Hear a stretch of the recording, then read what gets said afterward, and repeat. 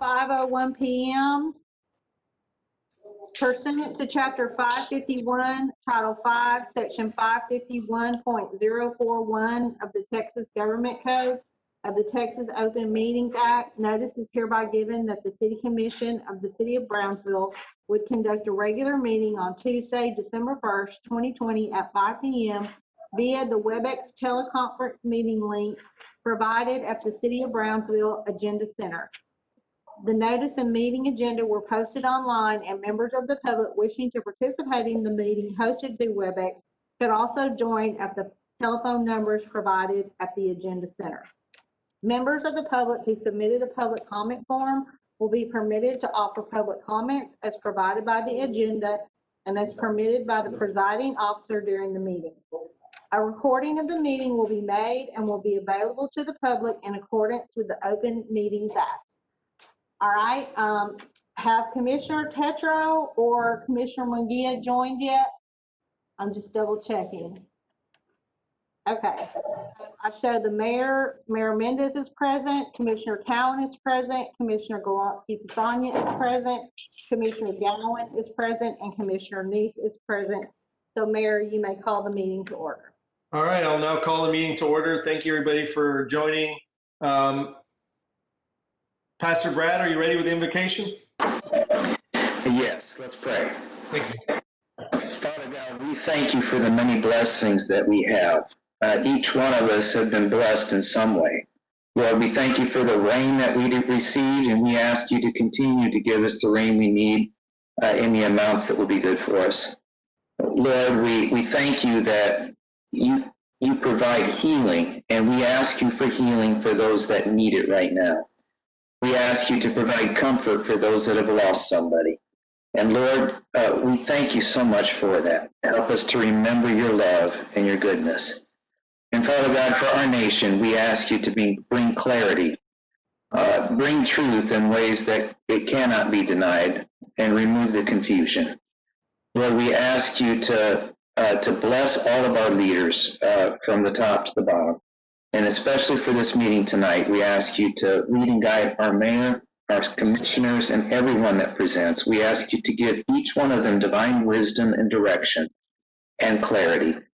And we thank you for all of these things in the name of Jesus Christ. Amen.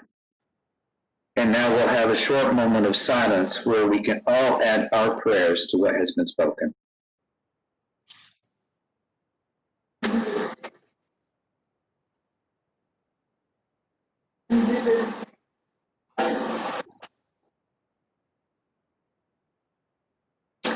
Amen. Thank you, Pastor. Thank you, Mayor. I know you have to leave, so thank you again for everything you do for us. Have a good day. Thank you for all you do for our city. Thank you. Our next item is presentation. We have presentation on the Sidewalk and Trails Master Plan. Mayor Mendez, City Commissioners, this is John Clint with Half Associates. I know you all know me. I've been in Brownsville since '95 with another local firm. And about 15 months ago, I left and joined Half. And we recently opened our Brownsville office. And unfortunately, we opened December of 2019, and then COVID hit. So we didn't have a ribbon cutting. But when we do, we're sure welcome to invite you all. And we want to present to you on the City of Brownsville Sidewalk and Trails Master Plan. And we were hired by the city about a few months ago to start this plan. And this is a first kickoff meeting to, I guess, go through the scope and the time frame. And what I'm going to do is hand it off to our senior planner, Aaron Tooley. Thank you very much, John. Good afternoon or good evening, commissioners. Thank you for inviting us to present our approach to you regarding the Sidewalk and Trails Master Plan. I hope we can keep this informal, so please don't hesitate to ask any questions as we're going through a very brief slide presentation. But essentially what we're going to be developing over the next several months is a multi-phased implementable Sidewalk and Trails Master Plan for the city of Brownsville. As John had mentioned, we basically started this program in November, and we will be finishing it up by before the end of your fiscal year. So we're hoping to have this thing wrapped up by the beginning of September. Next slide, please. So it's a multi-phased planning program. We have begun our first phase, phase one, which involves a lot of basically administrative activities, developing base maps, preparing our public engagement program, preparing other kind of administrative tasks like our QA, QC program, that kind of thing. Next slide, please.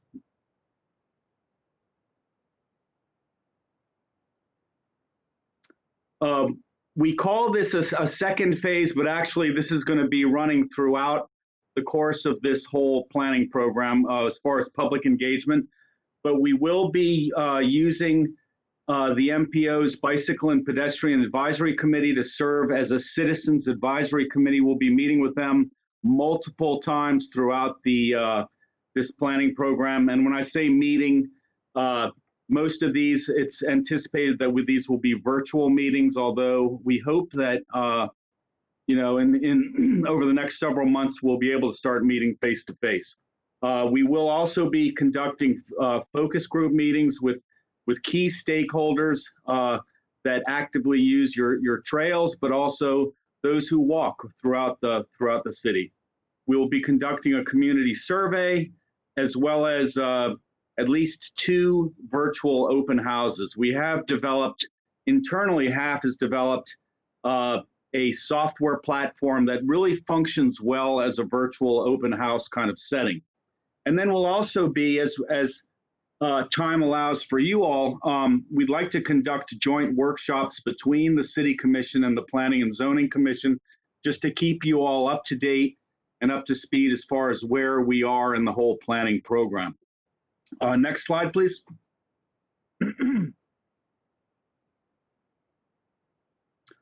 So our third phase has to do with assessing all of the sidewalks within your community. What we typically do is an origin kind of destination analysis, where we identify where are the key points of origin for your citizens. These are mainly residential areas, neighborhoods, subdivisions. And then where are those key destinations where they're trying to get to? These might be commercial areas, parks, libraries, schools. We want, or even transit stops as well. So we're really focusing on schools and transit stops. So we have this kind of multimodal element running throughout the program. But the main thing is to ensure safety here. With respect to the corridor analysis, we're going to be looking at your basically with respect to functional classification, we're going to be looking at collector streets on up to major arterials. And we'll be looking at everything from level of service to the right-of-way widths to make sure that we can kind of retrofit the thoroughfares with sidewalks where it's needed.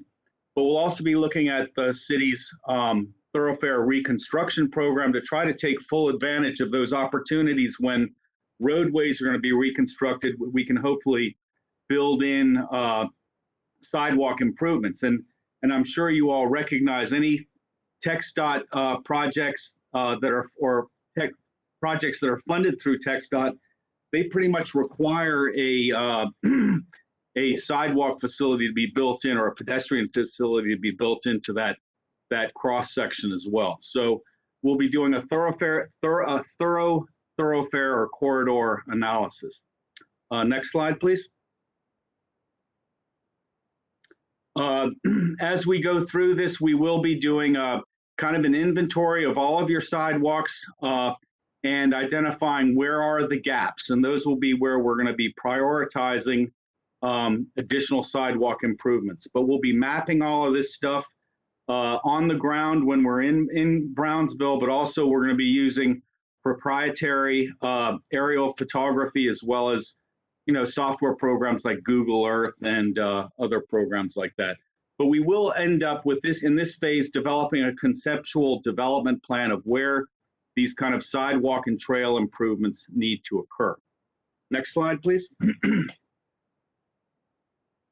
We'll also be reviewing your regulations as far as your Unified Development Code and trying to determine where might code amendments be required to foster trail improvements and sidewalk improvements in the future with respect to when new planned subdivisions and neighborhoods are developed. And then we'll also again be updating your trails master plan. And there are a couple of case studies that the city has asked us to look at as far as how we might narrow certain corridors with bulb outs or other pedestrian refuges to make crossing larger arterials more safe. And then we're also going to be looking at how we can increase safety when people are walking underneath like interstates, major thoroughfares, places like that. Next slide, please. Phase 7 is our implementation action plan. We will be developing a prioritized list of trails, where they need to happen, order of magnitude costs, what partnerships may be required, like with your ISD and others, and then who will be taking the lead on implementing a lot of these trails. And then our final phase has to do with developing a public hearing and bringing the plan forth to Planning and Zoning Commission as well as the City Commission for adoption. Next slide, please.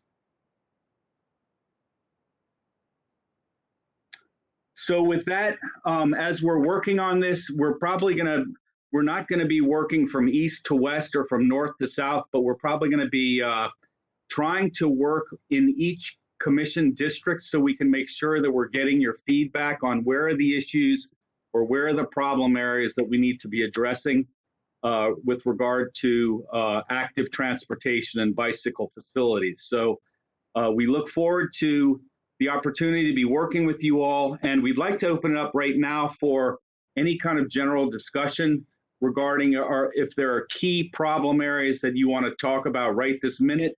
Otherwise, we really look forward to coming and visiting Brownsville and meeting with you all on site or virtually or any way that we can, just to get your feedback and keep you involved in this exciting project. So I'm happy to take any questions that you all may have. Thank you, Mr. Tully. I'll go ahead and open the floor to anybody that has any questions. I have a Mayor, question. go ahead, Commissioner. No, go ahead, Joel. You go first. Just wanted to clarify something. This is Joel Garza, the Mobility Director. On the Bicycle and Pedestrian Advisory Committee, we'll be using the MPOs, but the city also has one, and so I want to make sure we clarify that.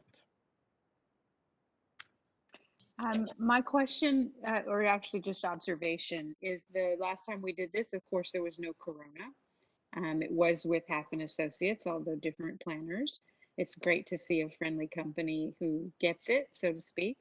But the last time we had a great deal of public comment and public input at different events that we can't hold right now. But there are several that are coming up that are going to be held either virtually or in person. One is the public comment session for the West Rail Trail that Joel can keep you apprised of when that is. They're going to be meeting anyway, so it would be an ideal time for you to speak to people. And the other, it's just anyway, that's the one that comes to mind. But the farmers market every Saturday is an outdoor venue. It's safe to talk to people as long as you're masked. And people that attend the farmers market are often also people who walk or ride bikes. So at any Saturday is a great time to go out there with maybe some maps or some sticker boards or something. If you need help, we can certainly find some volunteers to collect the information for you. But there are ways to safely gather public input in addition to the advisory committee. No, that sounds great, Commissioner. We would love to piggyback, so to speak, on any kind of public events, especially farmers markets, where we could safely set up a booth or a stand with boards showing our progress. So yeah, we welcome and believe that it's necessary to gain as much public support and input as possible, as I'm sure you understand. I have a couple of questions. Is it possible while you're developing your plan to get an accurate head count of the trail usage that we currently have? Well, we have in the past, I've worked on projects where the MPO actually provided those little strips that run across trails where that, you know, if a bicycle or a pedestrian walks over them, they are counted. So that's certainly something that we could include in this. So Good. That would be There great. There are numbers that exist from previous trail counting. I'm going to say maybe 5 years ago. Howell has access to those. If you don't know where they are, Eva and Damaris can help you. But we also are about to embark on a valley-wide trail counting study that's funded by the Legacy Foundation and being monitored by by Eva Garcia and the Lower Rio Grande Valley So DC. it sounds like So- an So updated. those numbers will be hopefully shortly available. okay. Okay, so then you can include that in your plan, Mr. Tooley? Yes, sir. And we will be meeting with Ms. Garcia virtually later on this week, I believe, if not early next week. We were supposed to be down there this week, but I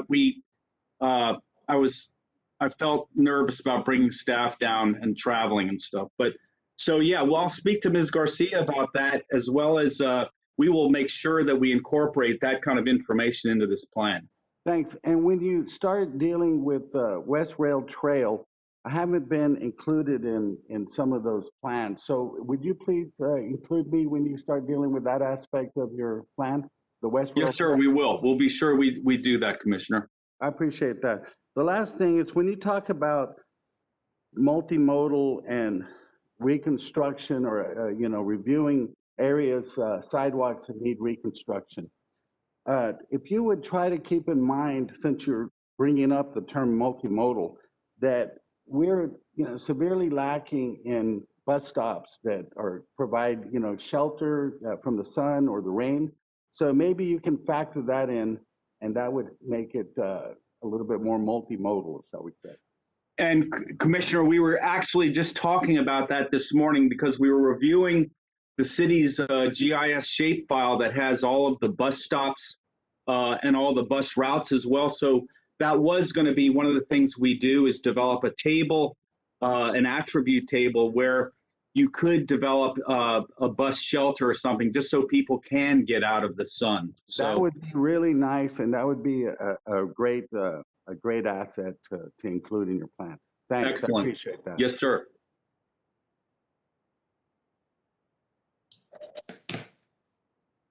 Any other questions? I've actually got a question, but this one might be more directed towards the Director of Public Works.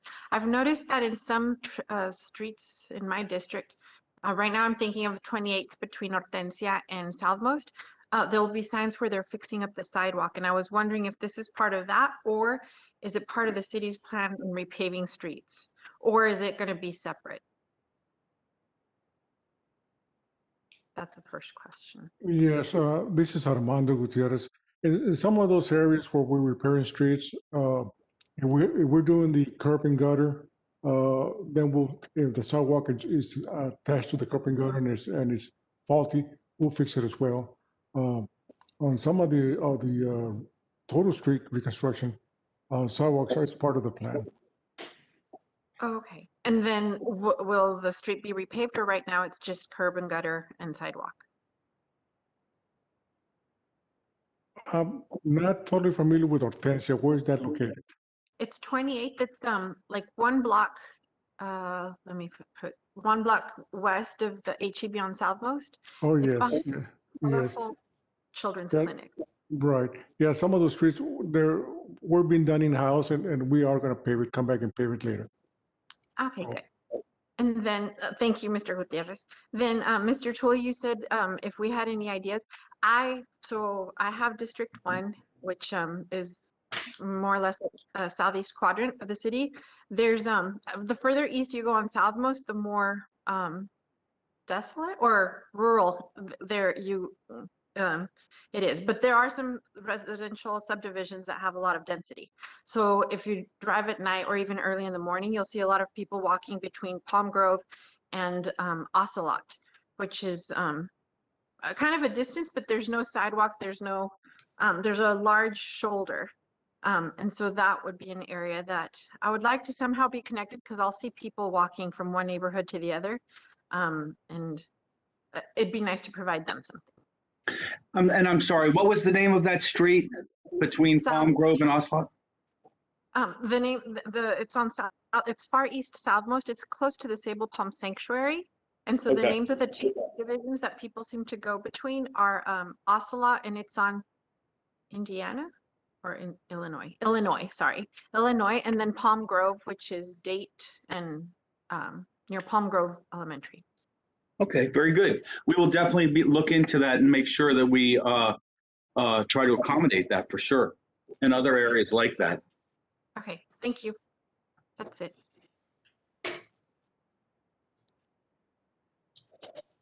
Okay, well, Thank you very much.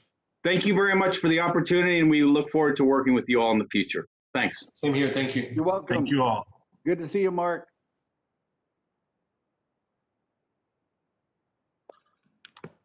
Our next item is our public comment period. We have one public comment form received from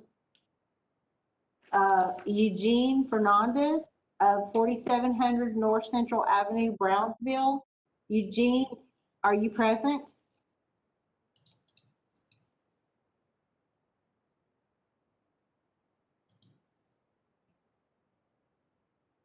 Eugene Fernandez, are you present?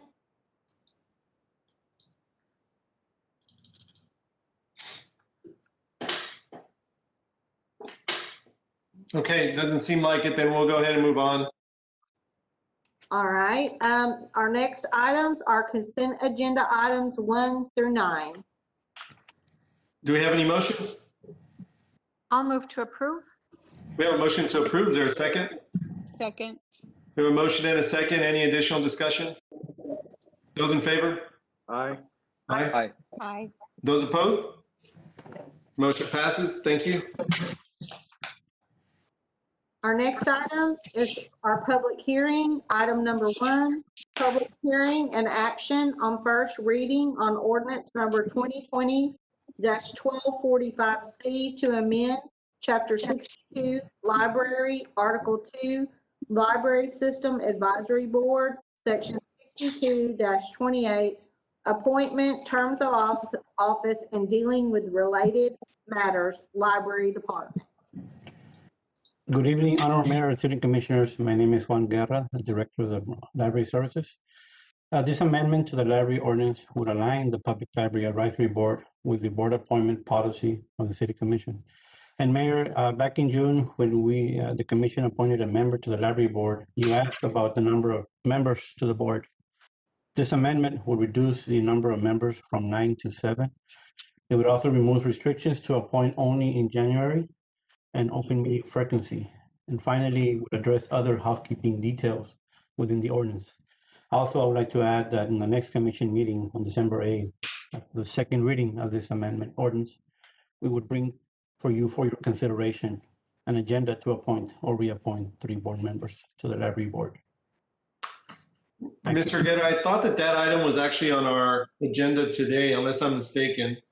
For what? For the board members? That would be next. Okay, very good. I know we have a couple on the agenda. Okay.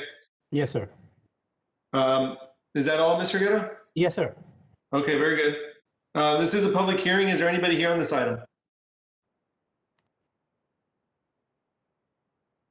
Okay, hearing nobody. Do I have a motion to close public hearing? I move to close. Second. We have a motion and a second. Any discussion? Those in favor? Aye. Aye. Those opposed?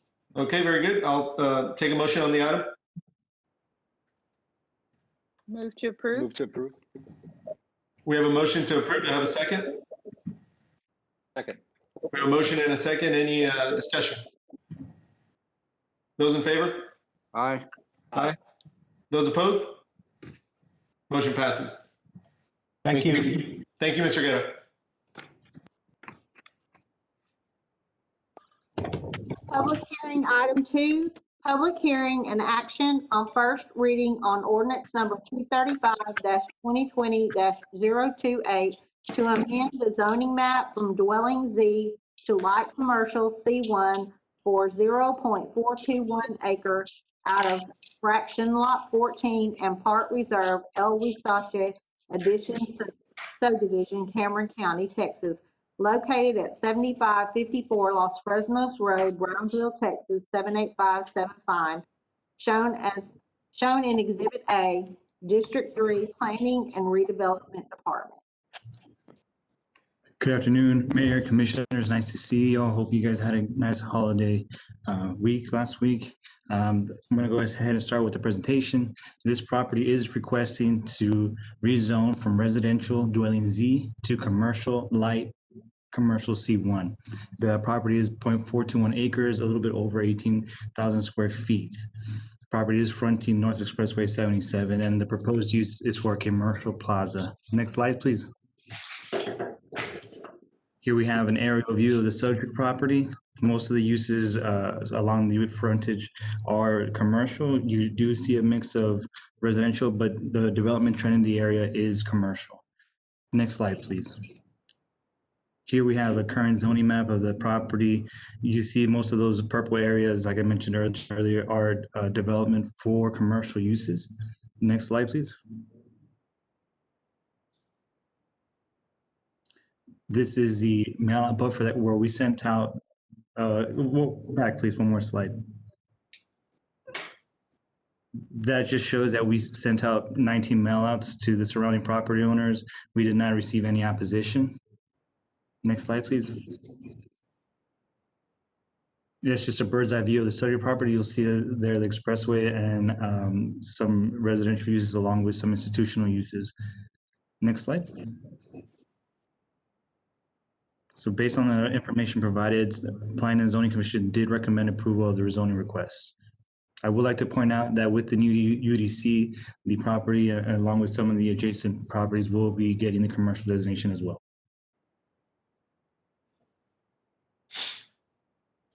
I'm available to answer any questions.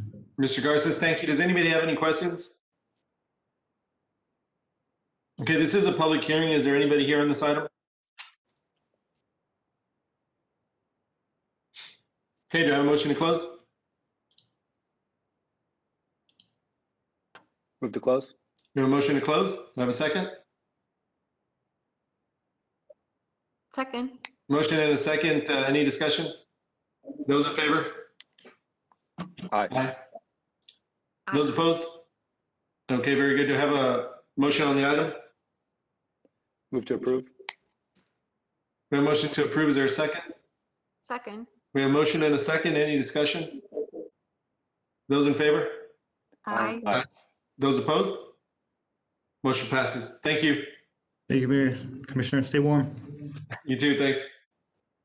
Public hearing item number 3, public hearing and action on first reading of ordinance number 2020-1673 to create the City of Brownsville Tax Increment Reinvestment Zone number 4, Madeira Espiritu Santo Reinvestment Zone, including TERS preliminary finance plan and preliminary project plan, Planning and Redevelopment Department.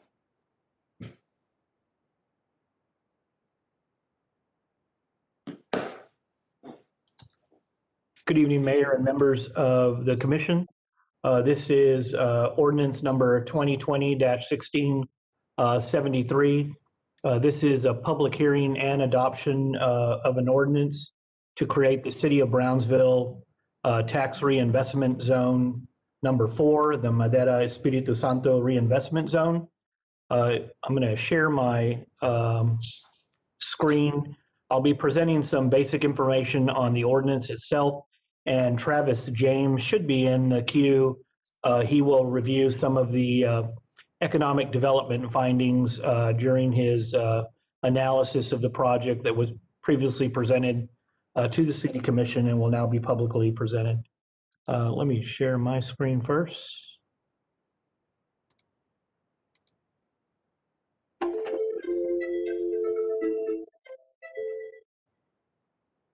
Okay. So ordinance number 2020-1673 includes the following actions. First, the ordinance will create a TERS boundary. We have a map that reflects that boundary.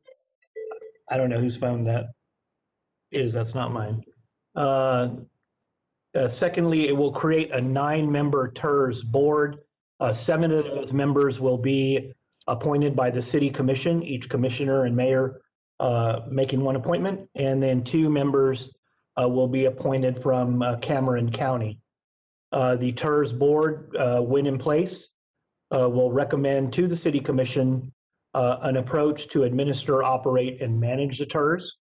The developer has provided, in accordance with the state statute, the tax statute, a preliminary project and preliminary finance plan. Again, the word here, preliminary. Once the board is impaneled, the TERS board will prepare a final project plan and a finance plan, and both those plans must be submitted to the city commission, and the city commission has final approval authority over the project and finance plan. Our goal as passing this ordinance here in December is to include 2020 as the base year of the TERS, and the TERS, if it lasts a 30-year period, will expire in 2050. The ordinance also creates a TERS funds. The funds will be used to reimburse the developer for projects ultimately approved in the TERS plan. The ordinance will also create a TERS fund, I said that already, and up to 50% of the ad valorem generated by the project will be committed to the TERS number 4 fund. Here's a map just to orient everyone to the location of the proposed project. It's a 1,300-acre tract located at the intersection of Highway 83 or 77 and State Highway 100. The frontage is currently in the city limits of Brownsville. However, the majority of the tract still lies outside of the city of Brownsville. In addition to the actions taken by the commission tonight to create the board and set up the structure for the board, there are future steps that will be required to create TERS number 4. Coordination with the Madera development team will be required to secure a county approval and participation. The city commission must appoint board members, and that'll probably take place in the first quarter of 2021. The city commission must approve the final project and finance plan, and the city commission will also need to approve a development agreement that spells out the method and manner the TERS will be managed, as well as any city commission requirements that we have discussed with the developer along the way. Just recalling a couple of those, we talked about the trails throughout the development, matching at a minimum the city standards, if not exceeding those. And then finally, the city commission will consider authorization to create either a local government corporation or a public facility corporation to enable the developers to seek tax-exempt bond financing for the project. Additional steps and drilling down into the development agreement. We anticipate that taking shape in the first quarter of 2021. Included in that development agreement, we'll have strategies to reduce public operation and maintenance costs using the HOA structure to maintain the streets and the alleys for the development. We'll also reduce public operations and maintenance costs by using the HOA, the homeowners association, to maintain the trails and the open spaces that are planned for the development. The development is somewhat of a first for the city of Brownsville in that it'll have comprehensive architectural design standards for residential and commercial development prior to construction. And still under consideration for the development agreement will be potential special assessments or tax exempt bond financing, as already mentioned. Finally, we'll include a provision to annex all the property into the city of Brownsville. And PUB is working with the developer and East Rio Hondo to finalize a wholesale water agreement.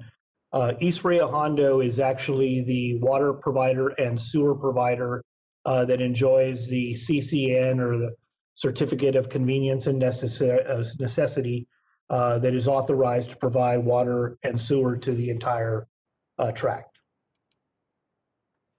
And with that, the staff recommendation is, well, before we go to the public hearing and the ordinance to create TERS number 4, I'm going to invite Travis James at this point to make comments related to his economic development analysis. Thanks, Rick. Thank you, Mayor and Commission. Last time we met a few months back, we went through quite a bit of detail on this project, and so I'll just focus on the highlights. We projected that over the next 30 years, this project would generate about $170 to $180 million in City of Brownsville property tax. So if you all allocated 50% to this TERS, would be about $85 to $90 million. And to remind you, we came up with the 50% contribution based on a combination of project need, the expenses we thought the community would feel comfortable reimbursing, as well as making sure there would be enough revenue that the city kept to cover both short-term and long-term cost of service needs in the community. So with that, I can answer any questions. There's quite a bit of detail in the preliminary project and finance plan that was attached. Does anybody have any questions for Travis or Rick? I have a question.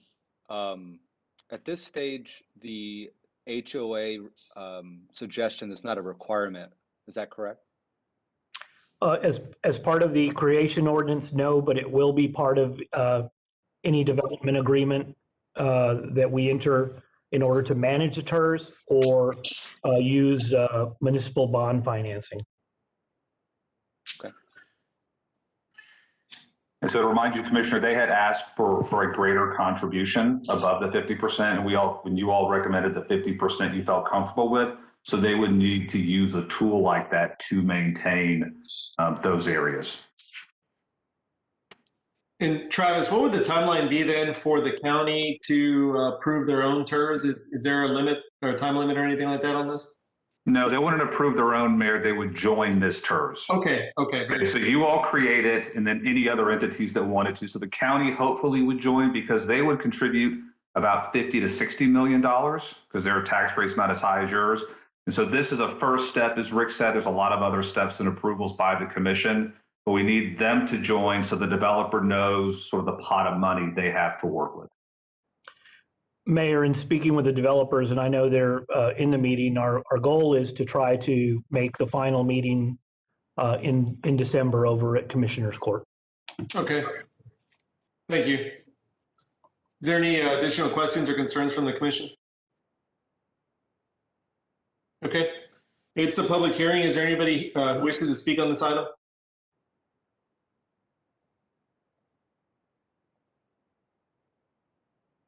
Okay. Motion to close?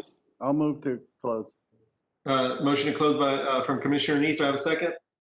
Second. We have a second. Those in favor? Aye. Aye. Those opposed? All right. Do I have a motion on the item? I'll move to approve. We have a motion to approve. Do I have a second? Second. We have a motion and a second.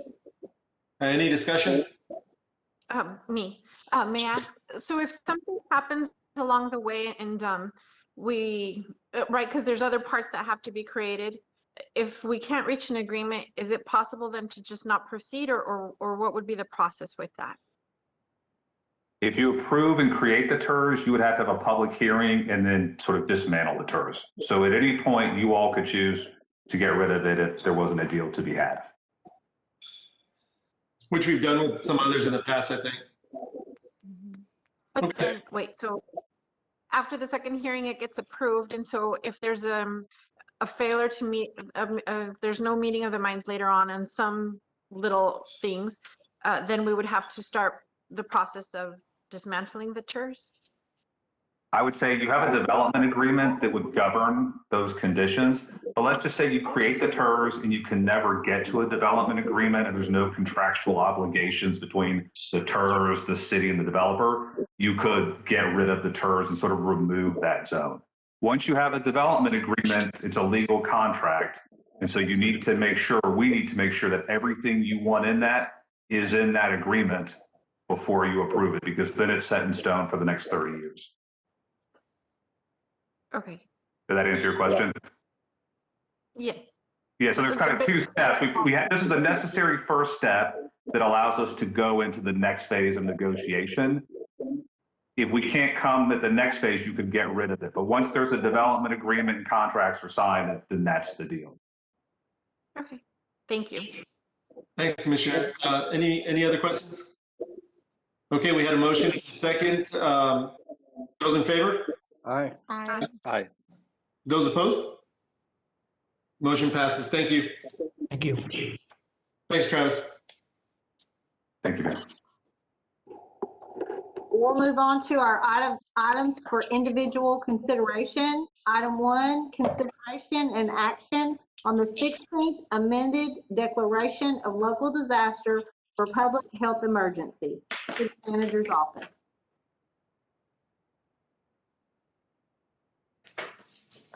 Good evening, Mayor, Commission. This is Helen from the City Manager's Office. Next slide.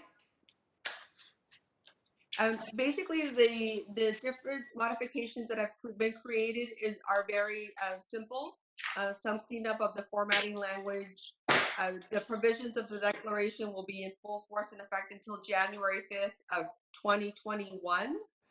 And as part of the public library reopening plan, they would like to reopen at up to 25% capacity for the main branch and the southmost branch by mid-January of 2021. So that is part of the city's reopening process. They'd like to go ahead and do that. So those are the modifications, proposed modifications to the 16th Amendment.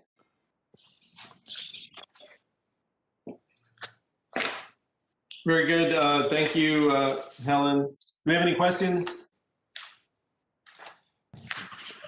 All right, do we have any motions?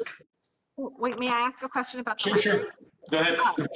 When they open at 25%, are there going to be time limits? Because I know that some students are parking close to Wi-Fi for a while. So could they go to the library and use the Wi-Fi there inside? Or would there be a time limit of how long you can be at the library?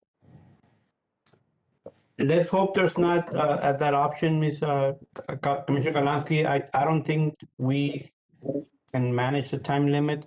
We just try to manage as much as possible to keep as many people, as long as they have a social distancing, and obviously they'll be asked to wear masks. So we're going to try to accommodate as many as we can, as long as they provide social distancing and abiding by the limit of 25%. Okay, great. Thank you. Mr.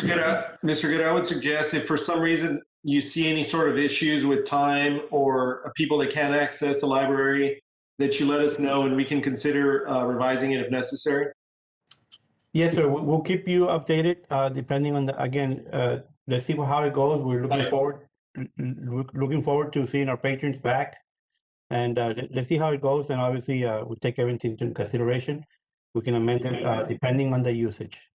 And we're back again January the 5th, which is before this opening would take place. So if for some reason we see anything that's concerning with numbers or anything else, we may have to go back or reconsider this, but let's keep an eye on it, okay? Yes, Mayor. Thank you, Mr. Good. Okay, any other questions or concerns?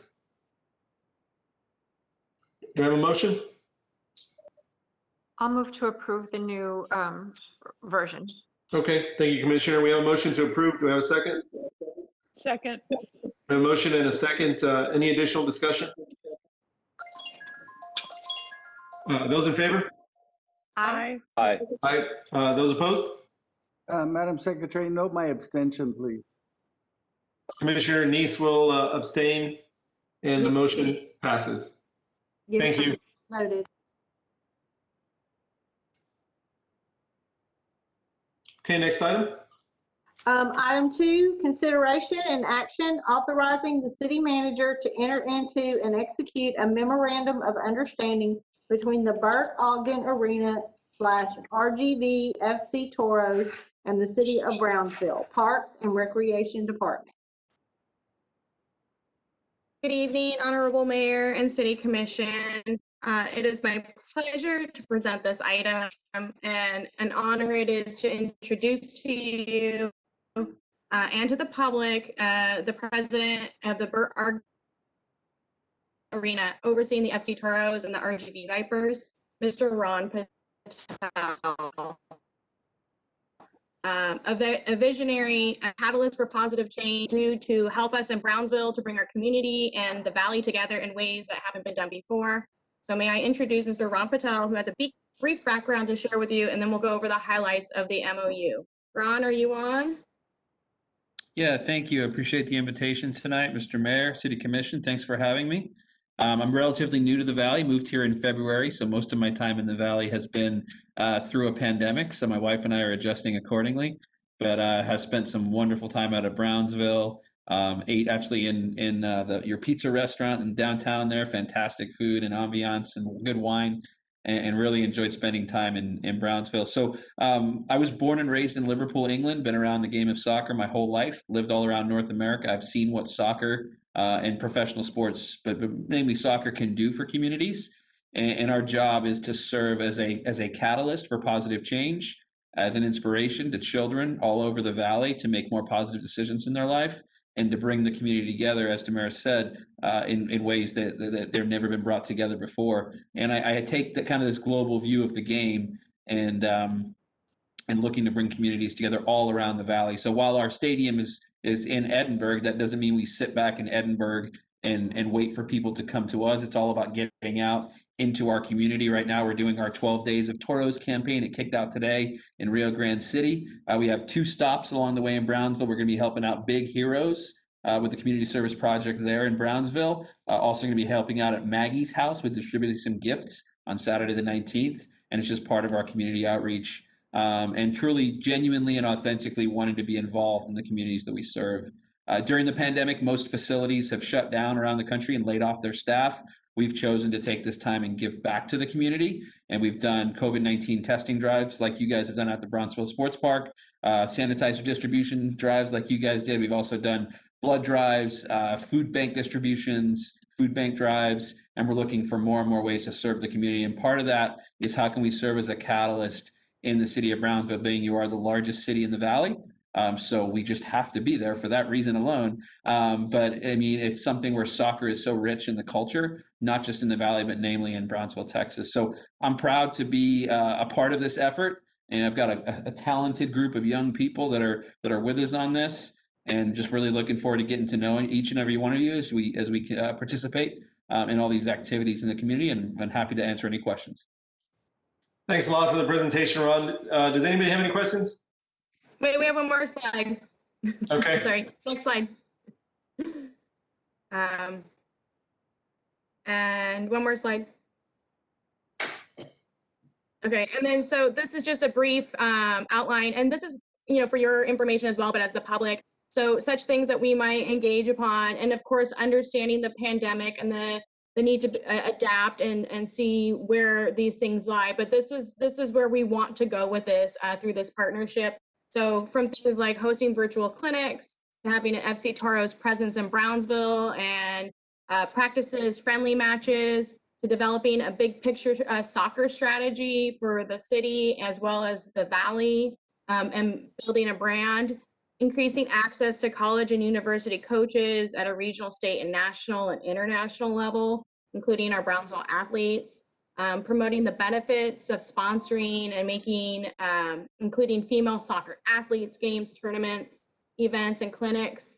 Just really promoting, as well as, we have great talented athletes, but we also have great talents in lifelong sports of so many people who enjoy the sport well into their later years. So, and, you know, of course, we want to evaluate and monitor local talent through some prestigious training opportunities, which Ron and his team brings to us. And then, of course, the city will provide the space and help coordinate collaborations and connections, live stream some games, and cross promote, of course, the wonderful work that they are doing. And so this is just a brief high level highlight of this MOU. And of course, our department recommends approval of it. And we are here if you have any questions. Thank you. Does anybody have any questions or comments? Mr. Patel, I hope you'll look at Porter and Lopez. They're the two of the high schools in my district, and they're really strong in soccer. The girls team at Porter won, I think, state last year or this year, calendar year. So that's one of the big sports in my part of town. So Yeah, I actually just spent some time with Coach Espicia last week from Porter, and I'm still getting to meet the coach at the other school too. So yes, looking forward to it. Cool. Thank you. Welcome to Brownsville.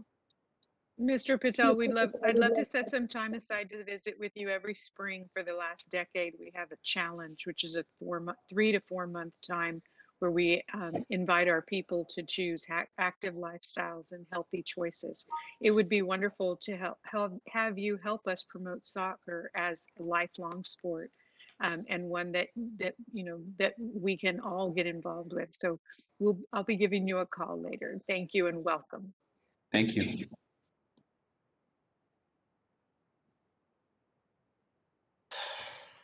All right, anybody else? Okay, do I have a motion? I'll move to approve. We have a motion to approve. Is there a second? Second.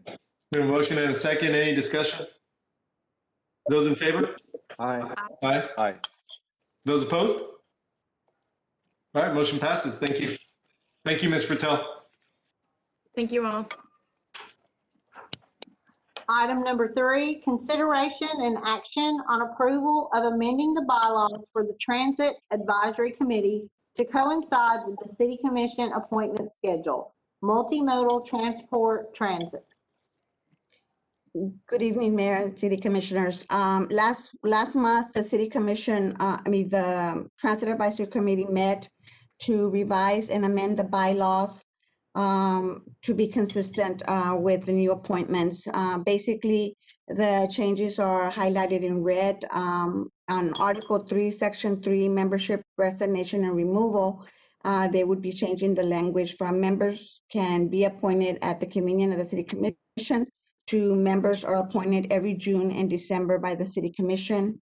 Under Article 4, Section 4, officers, election of the officers to the Transit Advisory would take place every October, would be changed to take place every January.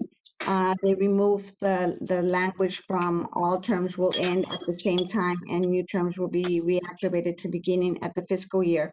To add election of officers will be through nomination and appointment by majority votes. And then they moved from Article 4, Section 4, officers, that last sentence, if any appointees made to any committee for any reason cannot fulfill their duties for the assigned year, the Transit Advisory Committee will assign somebody to complete the remainder of the term. From Article 4, they moved it to Article 6 under committees. And these changes are consistent with guidance provided by the City Attorney's Office, and staff is recommending approval of amending the bylaws as proposed by the Transit Advisory Committee. Thank you, Norma. I did have a question on Article 6, the committee reference there. If there's any appointees made to any committee, there's the Transit Advisory Committee will assign someone. I just want to clarify the committee reference there. Is that committees of the advisory committee? Right, it's a Okay. subcommittee of the Transit Advisory Committee, yes. Okay, I just wanted to make sure that the committee itself wasn't appointing its own members if there was a vacancy. So I just wanted to clarify that. Thank you. Mm-hmm. Is there any other questions? Okay, looking for a motion? Move to approve the changes. We have a motion to approve. Do we have a second? Second. We have a motion and a second. Any discussion? Those in favor? Aye. Aye. Aye. Those opposed? Motion passes. Thank you. Thank you, Norma. Thank you. Item 4, consideration action to authorize a city representative to file an application to the Texas Water Development Board seeking financial assistance from the city of Brownsville in the amount of $9,100,000, composed of $4,095,000 grant and $5,050,000 0% interest loan to provide for the cost of the Impala Pump Station upstream ditch improvements, engineering and public works. Good afternoon, Mayor, Commissioners. For the following 3 items, we submitted an application to the Texas Water Development Board, and we were approved to proceed with the funding portion of these projects. And we are here before you today to request the approval for the following items. Currently, on this particular item, we will be lining a portion of the main drain, and we are looking to line the portion from the Impala pump stations east and a portion north towards the PUB treatment plant. We will line these ditches to as far as we can, basically, with the money that we have proposed for you today. On this particular project, I just want to make one clarification. The loan amount, it's not $5,050,000, it's $5,005,000. If you do the math on those two numbers, they won't add up to 9.1. So we had a typo there on the 50,000. If you all have any questions, I'll be more than glad to answer any questions for you on this project. Thank you, Mr. Garcia. Does anybody have any questions for Dono? That was my question. Just to clarify, so it's $5,005,000, right? Correct. Okay. And Mr. Garcia, is your presentation covering basically all the items with this, or is this just 4? On the other items, I'll just briefly describe the different scope of work, but it's very similar in concept. We applied to the Texas Water Development Board for grants, and we got approved on all 3 of them. Now we're just seeking the funding. Okay. I'll move to approve for a application of the loan for the Impala Station since it's in District 1. Okay. We have a motion to approve. Do I have a second? I'll second. We have a motion and a second. Any discussion? Those in favor? Aye. Aye. Aye. Those opposed? Motion passes. Thank you. Item 5, consideration and action to authorize a city representative to file an application to the Texas Water Development Board seeking financial assistance for the city of Brownsville in the amount of $1,350,000, composed of $1,250,000 grant and $135,000 0% loan for the cost of the Brownsville to Port Isabel Hydraulic Unit Code HUC 10 Watershed Study, Engineering and Public Works. This particular project is a drainage study. This is part of the requirement that we need to comply with Texas Water Development Board so we can obtain further funding from GLO, which we have also applied.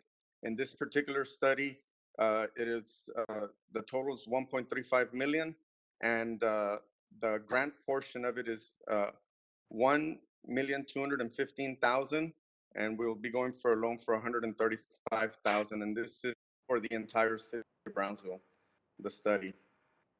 If y'all have any questions, I'll be more than glad to answer them.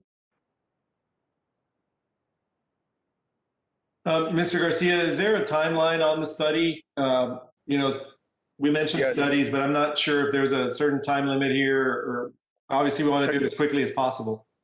Texas Water Development Board on all of these projects wants them complete within 2 years. The Impala lining is the only one that our timeline is a little bit above the 2 years, and we have requested additional time for that one. But all of this one in particular should be done probably within about 12 to 16 months. Thank you. Any other questions? Okay, looking for a motion? I'll move to approve. We have a motion to approve. Is there a second? Second? We have a motion and a second. Any additional discussion? Those in favor? Aye. Aye. Those opposed? Motion passes. Thank you. Item 6, consideration and action to authorize a city representative to file an application with the Texas Water Development Board seeking financial assistance for the city of Brownsville in the amount of $4 million, composed of $1,440,000 grant and $2,560,000 zero interest loan to provide for the cost of construction and installation of 21 supervisory control and data acquisition, SCADA monitoring and control stations, engineering and public works department. This one will include 21 culverts or crossings where we will be doing improvements to the crossings and having SCADA control and data acquisition monitors. These will help us better provide flooding prediction and flooding occurrences throughout the city. And these will be located throughout the North Main Drain, which traverses across the city from west to east, and also along Drainage District number 1, which is on the northern part of the city by Sunrise Mall area and Morrison Road. If y'all have any questions, I'll be more than glad to answer any questions regarding this project.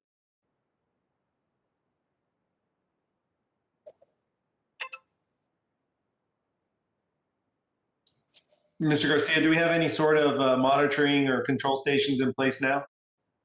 We just awarded about a year ago with USGS for 7 stations. We did have 3 in the past. The systems that we had in place that we utilized was no longer being supported. So this new SCADA system that we're going with is going to be eventually monitored by USGS, and they will eventually be taking over all of these stations. So we'll make sure that there's somebody in line that has a lot greater power than a municipality to make sure that all of these stations stay current and active. And aside from that, they will also be utilized by USGS for additional studies that they conduct on their own without any additional cost to the city. Great, thank you. So that's about 8 million in 0% loans that we're gonna undertake. Is that correct? Roughly. Okay, and so my question to City Manager Bernal is, are you able to factor this into the budget for this current year? Yeah, it's actually part of the capital improvement plan budget, Commissioner Neese. These types of projects are too significant to fund within the operating budget, which is why we do the 5-year planning for the capital improvement needs. This is already factored into the 5-year plan. And at this point, what we have before you is the actual commitment from Water Development Board to fund portions of these through grant and then the 0% loan. In our planning, we actually did not have it as a 0% loan. We had it at it being with interest. So that's actually a plus, that we get the grant plus the 0%, which makes our dollars go even further. That's really good. And I want to commend Engineer Garcia and you all for doing this. This looks like a really good deal. It is, yeah. It's a 2-for-1 kind of thing. It's a great deal. With that, I'll make a motion to approve. We have a motion from Commissioner Neese. Do I have a second? Second. Second. We have a motion and a second. Any discussion? Those in favor? Aye. Aye. Aye. Aye. Those opposed? Motion passes. Thank you. Thank you all. Thank you.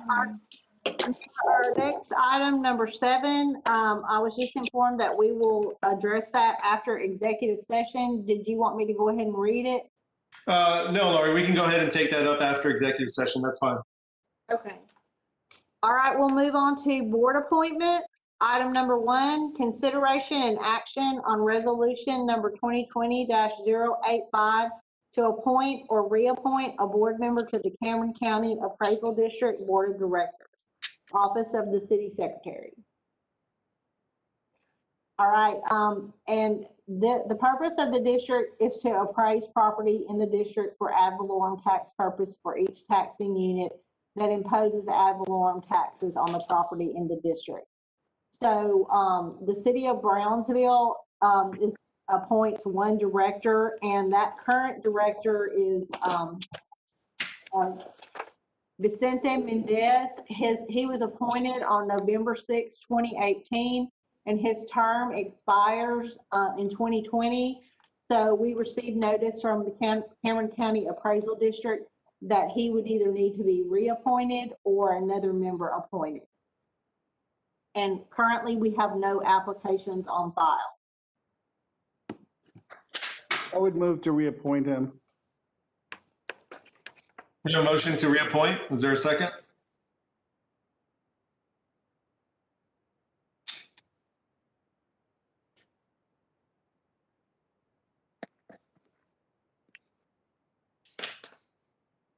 Is there any second? No? Okay, Ms. Morgan, do we have a deadline to submit this? Well, his term, I'm assuming, ended in November. So they had sent us the letter in August, and we informed them that we would have to wait until the December meetings when we do our board appointment. Okay. Mayor, we can. Go ahead, Mr. Bernard. What we can do is we actually have it slated, the board appointments are slated for today and next week. So we can promote, and if y'all have recommendations, we can bring this right back next Tuesday. Okay, yeah, because I'm not sure if it was open for applications or not. That's why I was moving to reappoint him since there's no applications. Right, that's what I figured, Commissioner. Typically, Mayor, for appraisal district positions, they typically come from the commission because it's not a very understood board by the community that you're not going to necessarily promote it in that way. It's typically done at the commission level. Okay. Just for the record, I'm going to withdraw my motion. Okay, it failed anyway, but I'm going to withdraw it. Okay, Commissioner, thank you. Then what we'll do is we'll go ahead and just bring this item back for the next meeting. Yes, Mayor. If y'all could please work with us, Lori, and send us some names, and we can bring them back for next Tuesday. Thank you. Thank you. All right, item 2, consideration and action on resolution number 2020-088 to appoint 3 members to the Ethics Advisory Commission, Office of the City Secretary. I will let Griselda present on this item because she's been working on this project. Good afternoon, Mayor and Commissioners. The purpose for the Ethics Advisory Commission is for the City Commission of the City of Brownsville. It enacted a new code of ethics to foster a culture of integrity for those who serve the municipality and their citizens, and finds that it is the policy of the city that all city officials and employees shall conduct themselves in a manner that assures the public that we are faithful stewards of the public purse. And the City Commission has determined that the city officials have a responsibility to the citizens to administer and enforce the city charter and city ordinances in an ethical manner. At this time, we have 3 members that did resign. So we are encouraging for Mayor Mendez, Commissioner Gowan, and Commissioner Neese to go ahead and do the appointments, being that the rest of the commissioners already have a member representing them. Okay, thank you, Griselda. I had appointed originally Judge Recio, who advised me a couple weeks ago that he was unable to fulfill the commitment. So then I did recommend that somebody apply. They did. So with that, I'll go ahead and nominate Charisse Reina Garduño as my appointment. So I'll make a motion to that effect. Second. We have a motion and a second. Is there any discussion? Those in favor? Aye. Aye. Aye. Those opposed? Motion passes. Thank you. Mayor, the person that I replaced Ms. Zamora with, I think I have not been able to reach her, or I did, but something's, there's some static along the line. So I'm gonna I'd like to table mine until I can definitely reach her. Okay, very good. Commissioner Gallagher, Ms. Rochelle Garza did turn in her application right before the meeting, so she is Oh, interested. okay, perfect. So then my nomination is Rochelle Garza. Okay, I'll go ahead and second that. Do we have any discussion? Those in favor? Aye. Aye. Aye. Those opposed? Motion passes. Commissioner Neese, did you have an appointment? Yes, I do. But it's going to be subject to clearance by our city attorney. He thinks he may be disqualified under section 38-188-5, but I think there's a distinction. So subject to 38-188-5 being cleared, I'm going to nominate Ed Stapleton.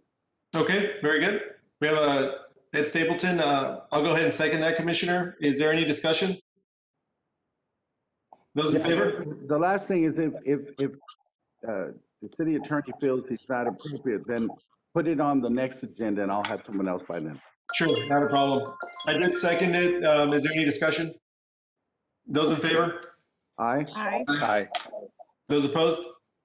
All right, thank you. All right, item 3 in board appointments, consideration and action on resolution number 2020-083 to appoint or reappoint members to the Transit Advisory Committee, Multimodal Transit. Good evening, Mayor and City Commissioners. The purpose of the Transit Advisory Committee is to monitor the performance of Brownsville Metro's quality statistical reports, review requests, and propose services, policies, and procedure changes to assure their user and institutional needs have been addressed.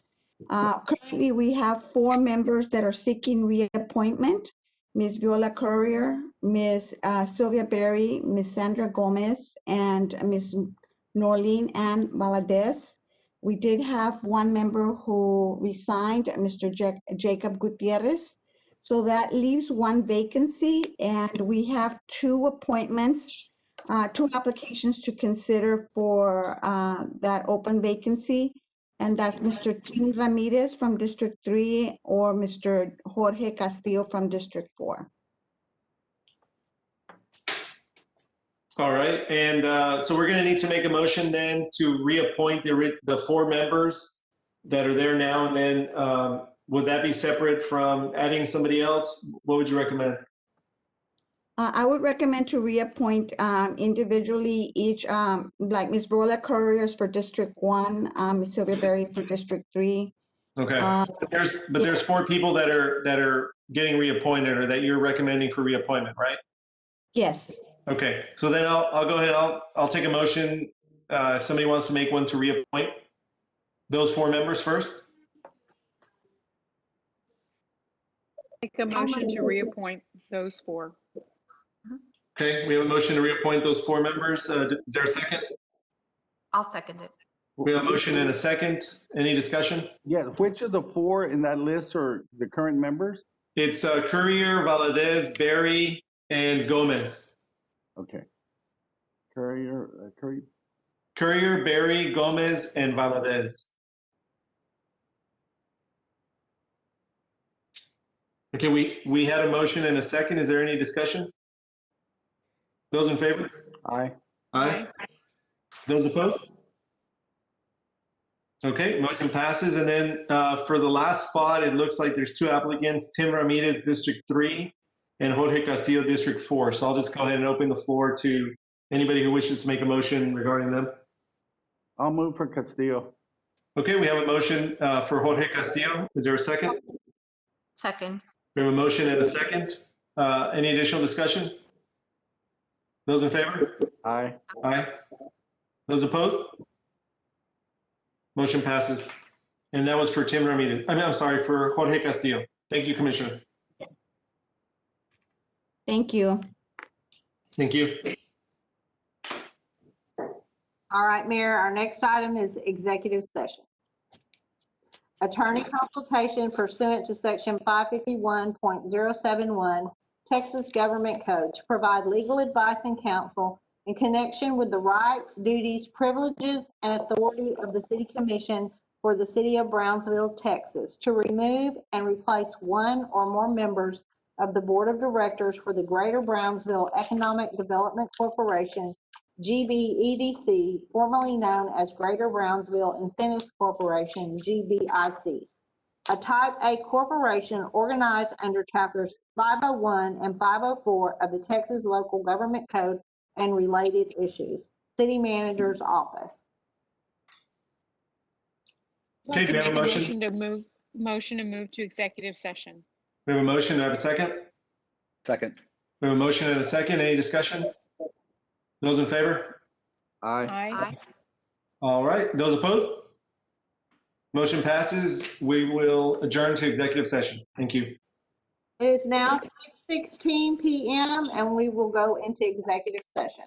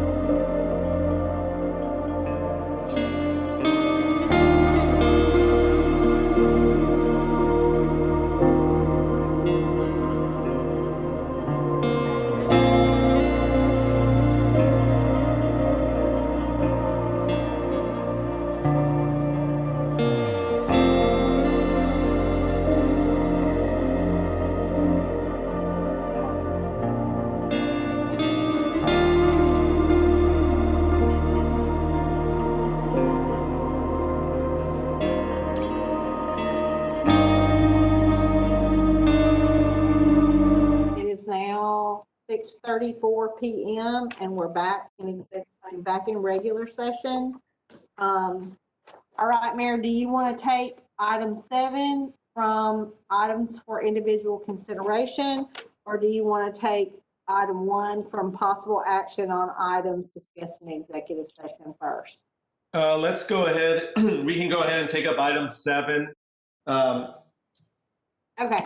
Go ahead and read that item, please. Okay, item 7 from items for individual consideration and action, if any, to authorize special counsel to initiate and pursue a Rule 202 discovery petition on behalf of the city of Brownsville to secure further factual information pertaining to certain real estate transactions completed by GBIC Gibbik identified in the city auditor's report presented on November 3rd, 2020. Okay, do we have any motions on this item? I'm going to move to approve this item. Okay, we have a motion to approve. Is there a second? Second. We have a motion and a second. Any discussion? Those in favor? Aye. Aye. Aye. Those opposed? Motion passes. All right, next item, Ms. Morgan. Okay, we'll move on to possible action on items as discussed in executive session.